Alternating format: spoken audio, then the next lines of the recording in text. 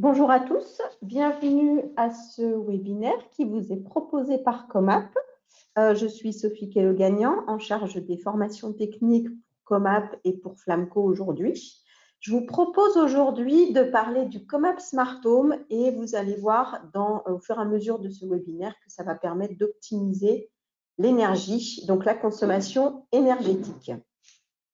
Alors, ce webinaire va durer une vingtaine de minutes. Comme d'habitude, entre 20 et 30 minutes. Vous pouvez poser des questions à l'écrit et j'y répondrai après le webinaire. En termes de sommaire, je vous propose tout d'abord d'aborder la différence entre le thermostat programmable et le thermostat autonome.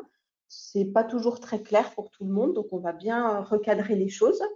Ensuite, je vous présenterai assez rapidement, puisque ça existe dans d'autres webinaires, l'offre Comap dans l'univers des têtes et des thermostats intelligents.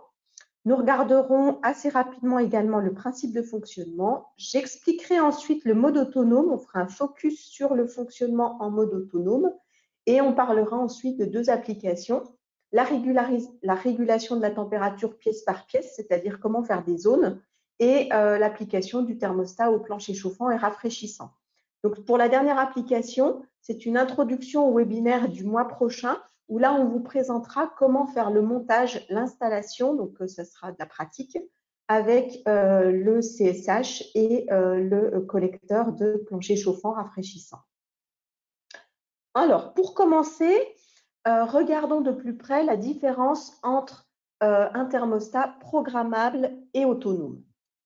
Alors, en ce qui concerne le thermostat programmable, il y a aussi les têtes programmables. Le thermostat programmable, lui, il mesure une température ambiante et il va chercher à réguler une température de consigne. Donc, il pilote en fait la source de chaleur et il va piloter en fait cette température de consigne. Le choix de la température de consigne va venir de la programmation qu'aura fait l'utilisateur. En ce qui concerne la tête programmable, c'est le même principe. La tête programmable va réguler la température de la pièce en fonction de la consigne que lui aura donnée l'utilisateur via la programmation. Et en fait, pour réguler la température, comme elle est installée directement sur le radiateur, elle va piloter le débit dans le radiateur. Donc, on a d'un côté la tête qui régule une température dans une pièce et le thermostat qui, lui, est dans une pièce à vivre qui, s'il n'a rien d'autres équipements, s'il n'a pas d'autres équipements associés, va piloter la température globale dans le logement. Mais ce qu'il faut retenir, c'est qu'il y a un programme à la base. Voilà une image, une vue d'écran du programme tel qu'on l'a sur l'application Comap. Donc, ça peut être un programme simple, hein, tous les jours de la semaine sont équivalents, ou alors un programme particulier par jour de la semaine. Et si on est sur les têtes programmables, on a donc un programme par pièce. Donc, l'utilisateur peut avoir jusqu'à 10 plages horaires par jour dans son programme. Ça peut être très précis. Mais ce qu'il faut retenir, c'est qu'il faut un programme et que la régulation de la température va se faire en fonction du programme qui est établi, qu'il soit plus ou moins fin. Donc, si on veut déroger, si l'utilisateur part en week-end, par exemple, il faut qu'il rentre dans son programme pour le modifier. Donc, il faut y penser. Si maintenant on s'intéresse au thermostat autonome, donc le thermostat autonome, le principe est le même. Il va mesurer la température ambiante et ensuite il va piloter la source de chaleur en fonction du besoin en chaleur. Il utilise en termes de capteur la température ambiante. Il va utiliser dans le cas de figure de Comap l'humidité, le taux d'humidité et le facteur de présence, surtout pour déterminer quand il doit chauffer ou pas. Il y a un compte utilisateur ou pas, l'utilisateur va choisir, mais ce qu'il faut retenir ici, c'est qu'il n'y a pas de programmation. C'est de l'auto-apprentissage. L'utilisateur ne fait pas de programme. Par contre, il va pouvoir déroger au programme. On va le voir un petit peu plus loin. L'idée ici, c'est sans effort, sans programme, on a un système qui va complètement s'adapter aux habitudes du foyer pour déterminer quand il doit chauffer et quand il ne doit pas chauffer. Donc, ça permet d'être toujours dans une situation de confort, mais surtout, ça va permettre d'optimiser la consommation énergétique en fonction de s'il y a quelqu'un à la maison ou pas. Donc, on va chauffer uniquement quand on en a besoin. Alors, un petit panorama maintenant des solutions Comap. On a le pack thermostat. Donc, le pack thermostat dans lequel il y a le thermostat. Donc, il peut être le thermostat connecté ou autonome. L'utilisateur peut acheter le thermostat connecté et peut choisir une ou deux saisons suivantes de passer en mode autonome. Ça se fait très facilement. L'intelligence artificielle n'est pas dans le produit. Le module de chauffe qui, lui, est donc commandé par le thermostat et qui pilote, par exemple, la chaudière murale, si on est dans le cas d'une chaudière, et la passerelle qui va être connectée à la box pour récupérer les données utilisateurs sur Internet.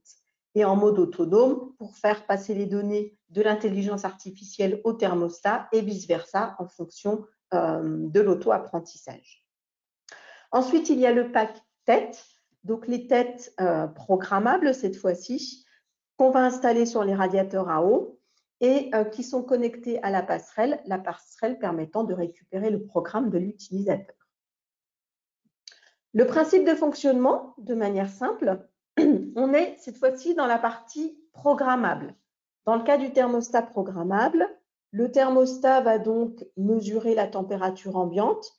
Il a une température de consigne, par exemple ici 19 degrés. Cette température de consigne, elle est complètement liée, elle vient du programme qu'a fait l'utilisateur. Donc à l'instant T, c'est 19 degrés qu'il faut réguler, c'est le programme qui le dit.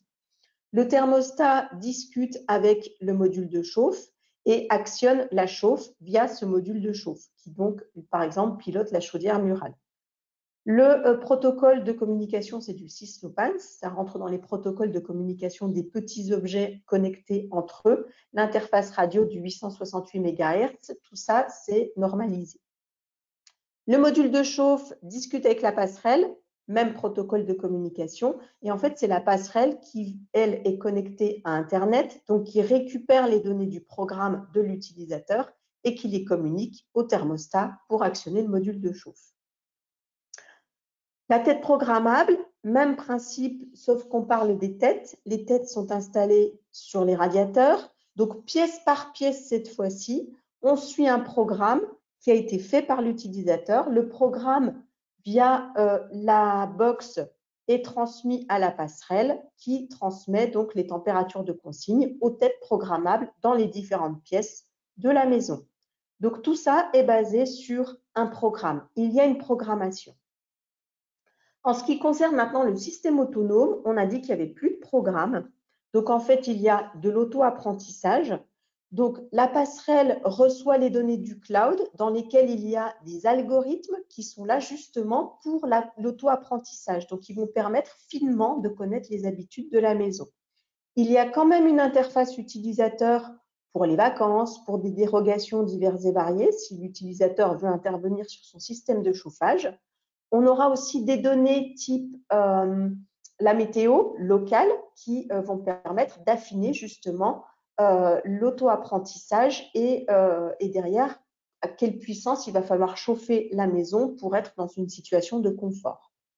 Donc, le thermostat va communiquer les informations de présence, taux de présence, d'humidité et de température ambiante au module de chauffe qui transmet à la passerelle et ça s'est transmis aux algorithmes. On reçoit les données météo et tout ça, ça mouline dans l'objectif de démarrer la chauffe au bon moment pour être dans une situation confortable au bon moment dans la maison.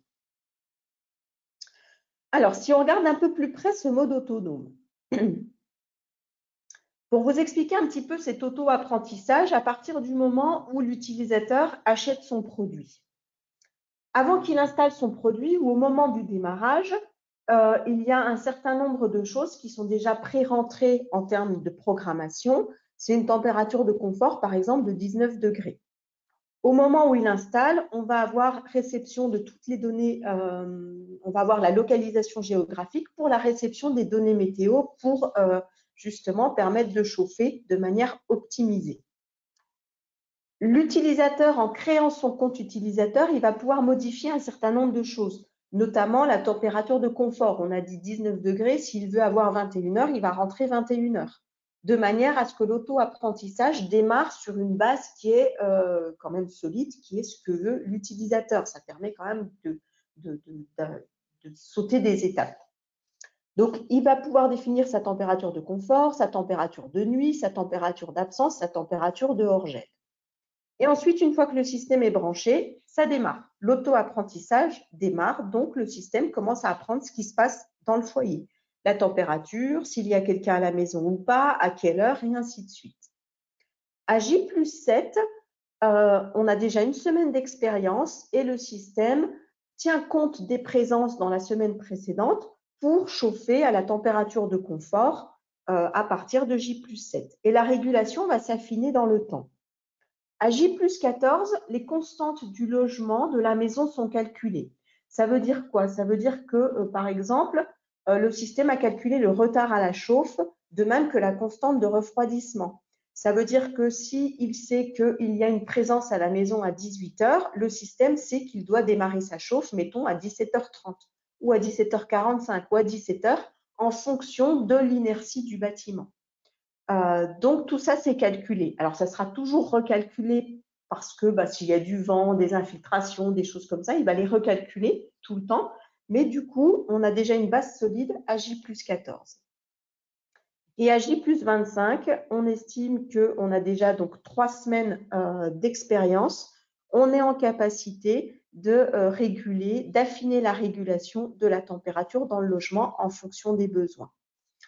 Le système, en fait, va utiliser les 5 semaines précédentes pour réguler. Il va utiliser, en fait, la routine des 5 semaines précédentes pour définir la régulation en fonction des temps de présence qu'il aura donc recalculé au fur et à mesure de la vie du système. Donc, en fait, globalement, le système doit prédire s'il y a présence ou pas de quelqu'un dans la maison pour pouvoir lancer ou pas la chauffe. Et pour ça, il se base sur ce qu'il s'est passé sur les 5 dernières semaines. Donc, il y a des algorithmes. Notre équipe à Nantes travaille régulièrement sur les algorithmes pour les affiner, pour que ce soit de plus en plus précis, pour prédire ce qu'il se passe dans le logement à l'instant T et pour savoir à quel moment il doit chauffer. Donc, on modélise l'habitation et on prédit les temps de présence. Alors, si on change les choses dans la routine, parce que globalement, plus c'est routinier, mieux c'est, plus ça sera fin, mais il y a forcément des changements dans la routine. Tout d'abord, l'utilisation des flèches. Sur le thermostat, il y a 2 flèches, une qui monte, une qui descend, et l'utilisateur peut intervenir sur ces flèches. Un appui, ça correspond à une nouvelle consigne. Par exemple, j'appuie sur la flèche, j'ai froid, j'appuie sur la flèche de droite. À ce moment-là, la consigne, c'est de dire « je veux que ma température intérieure soit de 1 degré supérieur ». Donc, le système va lancer la chauffe pendant 2 heures pour avoir 1 degré de plus. L'action ne sera pas prise en compte s'il y a un écart température ambiante, température de consigne qui est inférieur ou égal à 1 degré. Et cet appui va rentrer dans l'auto-apprentissage. De quelle manière? En fait, sur la suite de la routine, donc la journée suivante par exemple, à cette heure-là, l'heure à laquelle l'utilisateur a appuyé sur la flèche, naturellement, le système va augmenter la température de 0,3 degrés. Si l'utilisateur appuie à nouveau sur la flèche, il va incrémenter à nouveau la température. Si l'utilisateur n'appuie plus, on va rester sur les 0,33 degrés de plus en température. Les vacances. On part en vacances, on part en week-end. Alors, 2 possibilités. On part en vacances à l'extérieur de la maison. Si l'utilisateur a un compte utilisateur, il peut déclarer son mode vacances dans son application. Et à ce moment-là, cette période ne sera pas prise en compte par l'auto-apprentissage. Donc, le mode vacances correspond à une température d'absence, par exemple, qui va bien pour la partie vacances. Si l'usager n'a pas de compte, on va le voir, on va être en mode absence, c'est ce qu'on va voir ensuite. Maintenant, si l'utilisateur est en vacances à la maison, on va en fait avoir beaucoup plus de présence que précédemment. Donc, à ce moment-là, à chaque fois que l'utilisateur va passer devant le thermostat, on aura une présence immédiate. Donc, ça va lancer la régulation de température de confort. Si ce n'est pas le cas, si le thermostat est mis dans un endroit où on ne pense pas tellement devant, il va actionner les flèches et du coup, ça va être pris en compte dans la régulation de la chauffe au quotidien. Donc, ça sera pris en compte dans l'auto-apprentissage pour la prédiction de ce qui se passe dans les 5 prochaines semaines si on ne déclare pas un mode vacances. Ensuite, il y a les absences. Là aussi, comme les vacances, si on a un mode utilisateur, un compte utilisateur, l'utilisateur peut prévenir son thermostat. Il peut lancer une consigne particulière pendant 24 heures ou déclarer son mode absence et à ce moment-là, le système va se mettre en mode vacances. Si on n'a pas de compte utilisateur, le système va réagir tout seul. Donc à J+2, la température, elle va commencer à descendre pour atteindre la température d'absence. Et ensuite, elle va continuer à descendre pour atteindre la température de hors-gel. La coupure d'Internet maintenant. Si on a une coupure d'Internet, on n'a plus de mode connecté. On n'a plus de mode autonome, pardon. Le mode autonome se déconnecte. Donc, du coup, le thermostat va réagir en gardant la même température de consigne pendant 2 heures. En fait, au bout de 2 heures, il se met à 20 degrés. Après 24 heures, si on n'a pas de détection de présence, la température de consigne va devenir la température de hors-gel. Donc, il fait descendre en température le logement. Alors, à ce moment-là, en fait, on perd le mode autonome, mais ça fonctionne quand même. Le thermostat va se comporter comme un thermostat programmable. Donc, ça veut dire que l'utilisateur peut intervenir manuellement sur son thermostat pour pouvoir fixer la consigne et ça se fait par pas de 0,5 degrés.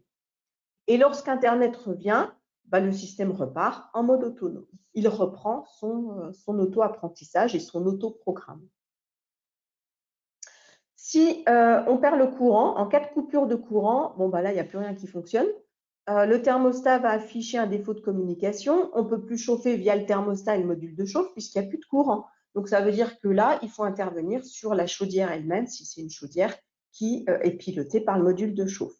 Quand l'électricité va revenir, le thermostat va se rebooter et va se relancer tout seul. Nos produits sont connectables à Alexa et Google Home. Donc, l'idée ici, c'est d'interroger, d'être en mode connecté. Donc, d'interroger, par exemple, Google Home, quelle est la température dans la pièce, je veux 2 degrés de plus, 2 degrés de moins, etc.